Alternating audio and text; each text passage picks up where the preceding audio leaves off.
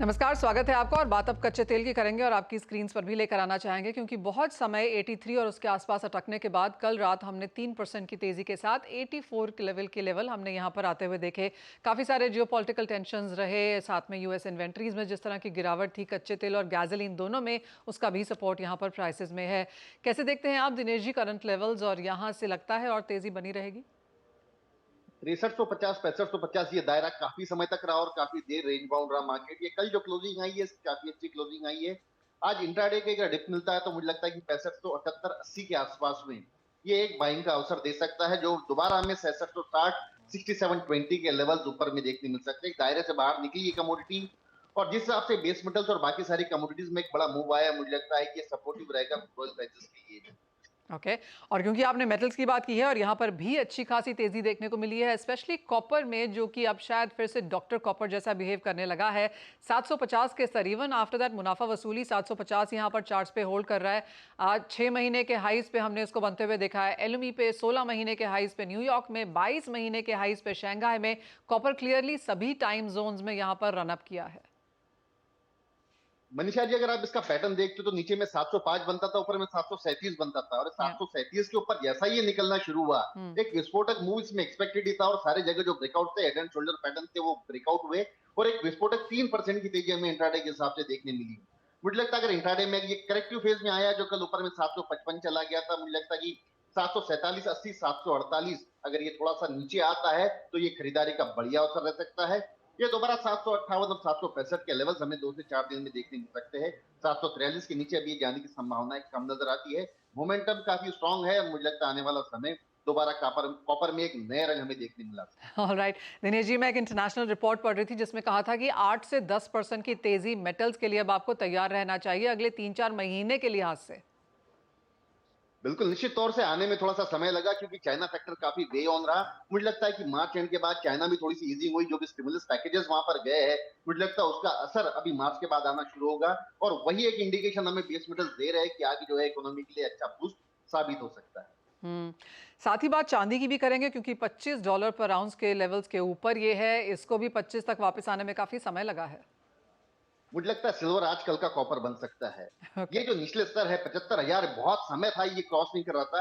74,900 का एक बड़ा मेजर ब्रेकआउट कल रात में इसने दिया है। मुझे लगता है कि 75,000 और उसके आसपास की कोई भी लेवल्स इंट्राडे के हिसाब से बेहतरीन लेवल से बाय करने के हिसाब से मंडे तक मुझे लगता है 76,800 ये लेवल हमें यहाँ से 1800 रुपए की चाल देखने मिल सकती है। नीचे में नीचे 73,800 का लेवल अभी इसमें तोड़ना नहीं चाहिए। एक अच्छा मूव, वॉल्यूम भी बेस्ड, और सारे इंडिकेटर्स जो है टेक्निकल वो सारे पॉजिटिव इसमें इंडिकेट कर रहे हैं। गोल्ड मुझे लगता है कि जो एक बड़ी रैली के बाद थोड़ा सा पॉज ले सकता है, और सिल्वर एक मोमेंटम ले सकता है। हम्म। दिनेश जी, बहुत समय तक ये कमोडिटीज ऐसे ही पड़ी थी और बहुत लोगों की इनमें पोजीशंस भी नहीं थी, और जब ये अपमूव आया है तो बहुत ही सडन आया है। बहुत सारे लोग शायद खरीद भी नहीं पाए हैं इन करंट लेवल्स पे। अब उनके लिए जिन्हें लगता है कि शायद उन्होंने बस मिस कर दी है, क्या राय है? मुझे लगता है करंट लेवल्स पर ही लेना चाहिए, क्योंकि और अगर डिप का इंतजार करे तो शायद हम्म। ये बस दोबारा मिस हो सकती है। करंट लेवल्स पर बाय करे, 200 रुपए कोई मेजर बात नहीं है सिल्वर की हद तक। अगर मोमेंटम पकड़ता है तो ये बड़ा मूव भी दे सकता है। और बाकी मेटल्स और सोने के लिए भी आप यही कहेंगे? गोल्ड मुझे लगता है थोड़ा सा डिप मिल सकता है, 65,680 65,700, ये थोड़ा सा दायरा मुझे लगता है यहाँ से पुल बैक रैली आ सकती है। बट आज के लिए अगर मैं गोल्ड की बात करूं तो ऊपर मुझे लगता है कि 65,890 और 65,950 ये लेवल थोड़ा सा एक रेजिस्टेंस जोन एक्ट कर सकता है।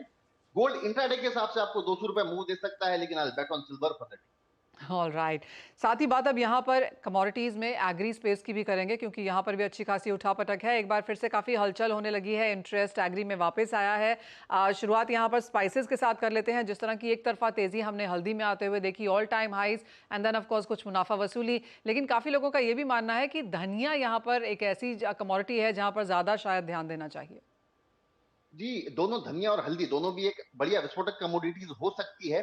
बट अभी हाल फिलहाल अगर देखो तो जब भी अराइवल्स प्रेशर मार्केट में होता है, उसमें एक मार्केट में थोड़ा सा डिप या सीजो मोमेंट इसमें नॉर्मली हमें देखने मिल सकती है।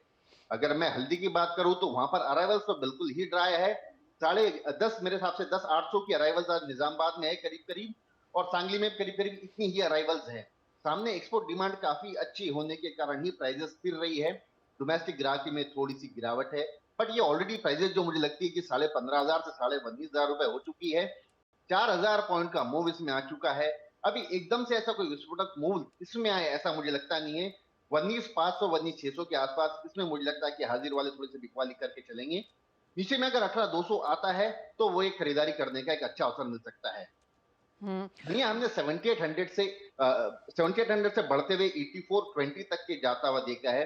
वहां से एक दोबारा एक डिप है क्योंकि 1.5 लाख बोरी की अराइवल्स इस हफ्ते हमें देखने मिली है। ओके। अराइवल्स का प्रेशर इसमें ज्यादा है, डोमेस्टिक ग्राहकी थोड़ी सी कम है। 7880 अगर आता है तो वहां पर बाय करने का अवसर देखना चाहिए। ऑलराइट, यानी कि यहाँ से 100 रुपए नीचे की गिरावट का इंतजार किया जा सकता है और वहां से आप बाइंग करें। इंडस्ट्रियल एग्री कमोडिटीज की जहां तक बात है, फिर चाहे वो कैस्टर है, कॉटन है, गुआर इन सम सेंस, रबर, इन सब में भी कुछ सपोर्ट बनता हुआ नजर आया है। कॉटन सीड ऑयल के एक फॉर दैट मैटर, यहाँ पे कोई टॉप पिक? जी, अक्रॉस द बोर्ड अगर आप देखो तो ब्रॉड बेस्ड बाइंग दिखती है। कैस्टर जो है 5900 का लेवल एक अहम लेवल था जो क्रॉस नहीं किया था।